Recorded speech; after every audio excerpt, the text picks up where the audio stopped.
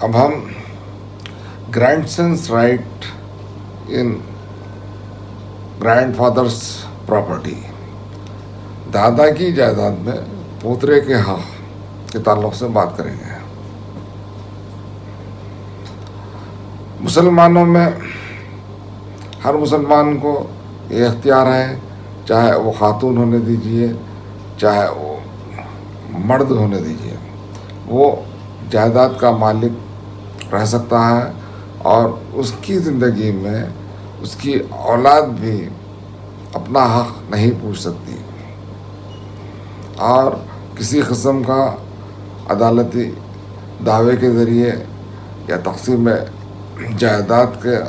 دعویٰ بھی دائر نہیں کر سکتی۔ تو ایسی صورت میں پوترے کا حق اسلام میں ہرگز نہیں بنتا۔ لیکن ہندوستان میں ہندو انڈیوائڈڈ فیملی کا نظام جہاں رائج ہے، وہاں پر دادا کی جائیداد میں پوترے کا حق ہوتا ہے، شرط یہ ہے کہ وہ ہندو انڈیوائڈڈ فیملی کے ممبر ہوں۔ یہاں تک کہ زندہ پوترے کا ہی نہیں، بلکہ ابھی پیدا نہیں ہوا اور حمل میں موجود ہے تو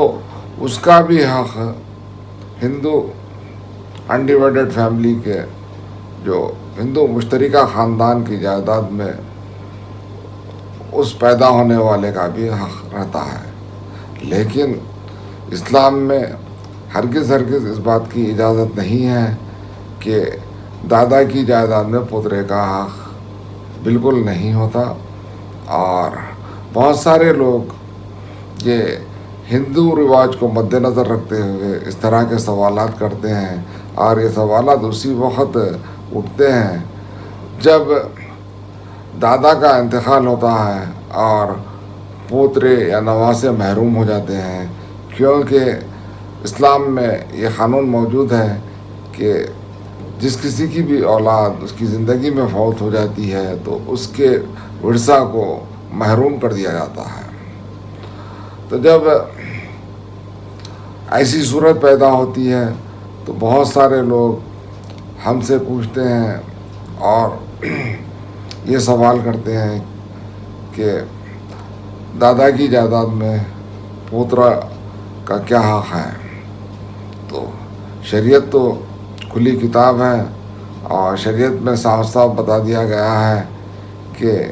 پری ڈیسیزڈ چلڈرن اور excluded from the property of deceased father, یعنی جو بھی مر جاتے ہیں اولاد اور پھر ان کی اولاد جو مرنے والے کی وراثت سے محروم ہو جاتی ہے، تو پھر لوگ سوال اٹھاتے ہیں ناانصافی کا، اور شریعت میں اس طرح یتیم پوتروں کو کیوں محروم کر دیا گیا، یتیم نواسوں کو کیوں محروم کر دیا گیا،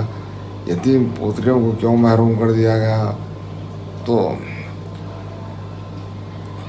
کچھ حد تک ہم بتا سکتے ہیں کہ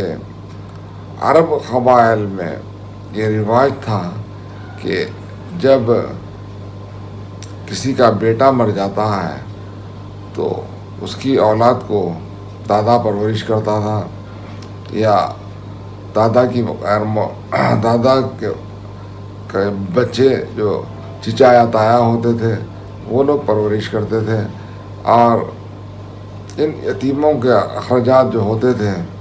وہ اخراجات ان کو ادا کرنا پڑتے تھے۔ لیکن یہ بات ابھی تک کسی کی سمجھ میں نہیں آئی کہ کیا مصلحت ہے، کیونکہ بیٹیوں کی اولاد، اور جب بیٹی مر جاتی ہے والدین کی زندگی میں تو اس کی اولاد کو شریعت میں محروم کر دیا جاتا ہے۔ تو پھر اس وقت بیٹیوں کی اولاد کو پالنے کا رواج عربوں میں نہیں تھا، اور پھر یہ مسئلہ شرعی نوعیت کا ہے، اور شرعی قانون یہی کہتا ہے کہ جب اولاد مر جاتی ہے تو پھر اس کی اولاد کو شرعاً محروم کر دیا جاتا ہے. لیکن ان حالات سے نمٹنے کے لیے اللہ تعالیٰ نے ایک اور قانون عطا کیا ہے، اور اس کا فائدہ مسلمانوں کو اٹھانا چاہیے اور یہ یتیموں کے ساتھ انصاف کرنا چاہیے. کیونکہ ایک مسلمان مرد و خاتون کو اس بات کا اختیار ہے کہ وہ اپنی زندگی میں وصیت 1/3 حصے تک کر سکے، یا پھر ہبہ کے ذریعے کچھ جائیداد ان یتیموں کے نام بھی منتقل کر سکتے ہیں. تو اگر وصیت بھی کر دی جاتی ہے 1/3 حصہ یا اس سے کم، تو ایسی وصیت کو شرعاً جائز قرار دیا جاتا ہے، اور حتی الامکان ان یتیموں کا حق سے محرومی کو بچایا جا سکتا ہے. اور یہ کام ایک مسلمان کو انجام دینا چاہیے تاکہ انصاف قائم رہ سکے. ایسا نہیں ہے کہ قانون میں اگر شرعی قانون میں اگر اولاد کو محروم کر دیا جاتا ہے اور اس کا فائدہ دوسری اولاد اٹھاتی ہے تو یہ ناانصافی والی بات ہوتی ہے. اور اس کے تدارک کے لیے ہبہ کا راستہ اور وصیت کا راستہ کھلا ہوا ہے، اور آپ کو اختیار ہے کہ 1/3 حصے تک آپ اپنی جائیداد کا یتیموں کے حق میں بھی وصیت کر سکتے ہیں، یا کسی اور مد میں بھی آپ وصیت کر سکتے ہیں. اور یہ ویلڈ وصیت ہوتی ہے، ویلڈ ول ہوتا ہے. اور اگر وصیت نہیں بھی کر سکتے ہیں تو زندگی میں ہی آپ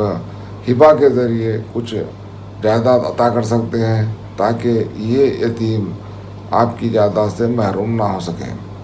تو بات ختم کرتے ہیں، پھر کبھی اور موضوع سے بات کریں گے.